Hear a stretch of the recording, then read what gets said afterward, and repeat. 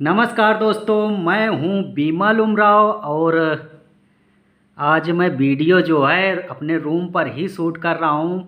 खेत नहीं गया हूं क्योंकि काफ़ी इधर काम था। काम होने की वजह से अभी मैं पूरा काम किया। काम करने के बाद खाना वाना बना के फुर्सत हुआ हूं क्योंकि मेरी जो वाइफ हैं वो चली गई अपने गांव मायके।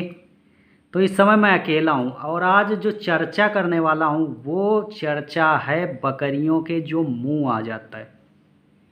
आप लोगों ने अक्सर देखा होगा बकरियों के मुंह आ जाता है, मुंह पे छाले आ जाते हैं। पूरा इधर आसपास देखेंगे तो बहुत ही भयंकर रूप ले लेता है और कई बार ऐसा होता है यदि आप लोग उसको ध्यान नहीं देते हैं, लापरवाही करते हैं तो कई बार ऐसा होता है कि उसमें कीड़े पड़ जाते हैं। मक्खियाँ उस पर अंडे दे देती हैं, कीड़े हो जाते हैं और बकरी का जो मुंह है वो पूरा सड़ जाता है और बहुत ही विकराल रूप ले लेता है। तो ये कब होता है? ना जानकारी के अभाव में इस तरह का होता है। तो आपको पहले से ही उसके बारे में जानकारी रखनी है कि हमको क्या इसमें ट्रीटमेंट करना है, कौन कौन सी इसमें सावधानी रखनी है। ये चीज़ आपको आनी चाहिए क्योंकि बरसात का समय चल रहा है। बरसात के समय पे ही ये ज़्यादा देखने को मिलता है। एक चीज़ और बता देता हूँ, ये एक बैक्टीरियल बीमारी है, दूसरे जानवरों में फैलती है। तो सावधानी क्या रखनी है? जिस बकरी बकरे मेमने को ये हुआ है उसको आपको अलग रखना है। उसका चारा पानी और जब आप काम करते हैं तो उसको बाद में, जैसे सभी जानवरों को आपने चारा पानी सानी कर दिया है, इसके बाद में उसको लास्ट में जो अलग रखे हुए हैं उसको देना है। देने के बाद प्रॉपर हाथ को धोना है। एक चीज़ और बता देता हूँ, इस बीमारी में ये काफ़ी हद तक फैलती है तो ह्यूमन में भी होने की संभावना रहती है, ह्यूमन को भी हो सकती है। इसलिए इसको साफ सफाई है, इसकी केयर करते समय अपने आप को बहुत सावधान रखना है। बीमारी के उसके संपर्क में आपको खुले हाथों से नहीं आना है। आपको जब उसका ट्रीटमेंट करेंगे तो आपको ग्लव्स पहनने हैं। बहुत ही ये सावधानी आपको रखनी है इस बीमारी में। कई बार ऐसा होता है कि कई लोग उसके बारे में नहीं जानते हैं तो इसको एफएमडी समझ लेते हैं। तो इसका अब ट्रीटमेंट क्या करेंगे ये आगे चर्चा कर लेता हूं। तो देखिए, जैसे ही आपको छोटे छोटे से दाने दिखें तो आपको करना क्या है? छोटे छोटे दानों को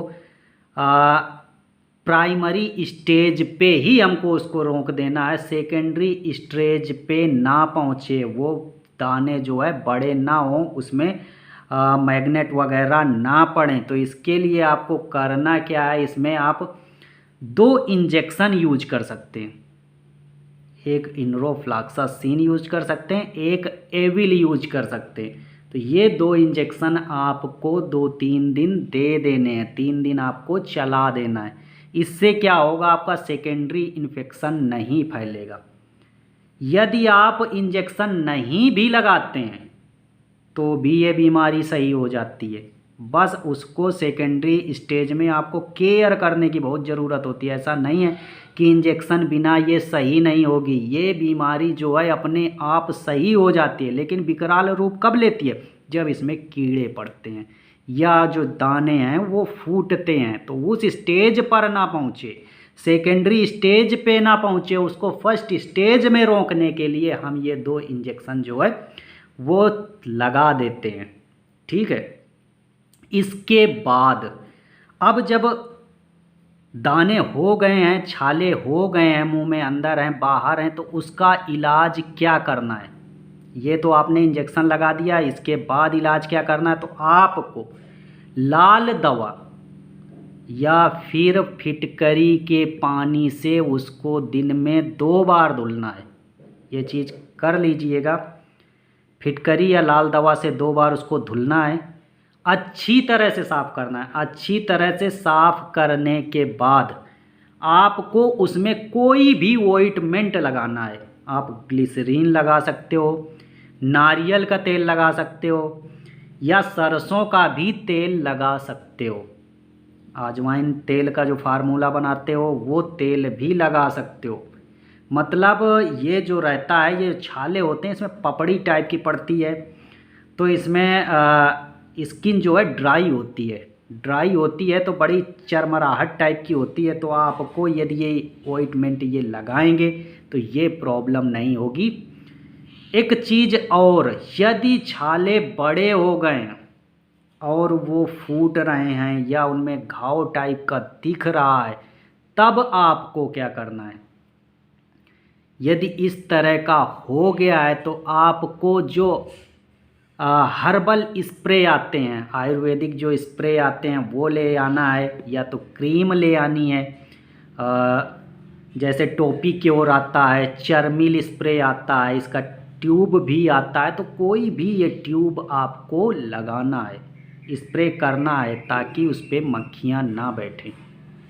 ये 15-20 दिन में अपने आप फिर ठीक हो जाते हैं। बस आपको इतनी केयर करनी है, अपने आप को भी बचाना है, ग्लव्स वगैरह पहन के रखने हैं, इतनी सावधानी रखनी है। बहुत बड़ी बीमारी नहीं है। यदि आप अलग रखेंगे तो अदर जो दूसरी बकरियां हैं उनमें ये नहीं फैलेगी, और बरसात के समय ये बहुत अधिक देखी जाती है। वैसे बीमारी अपने आप भी ये सही हो जाती है।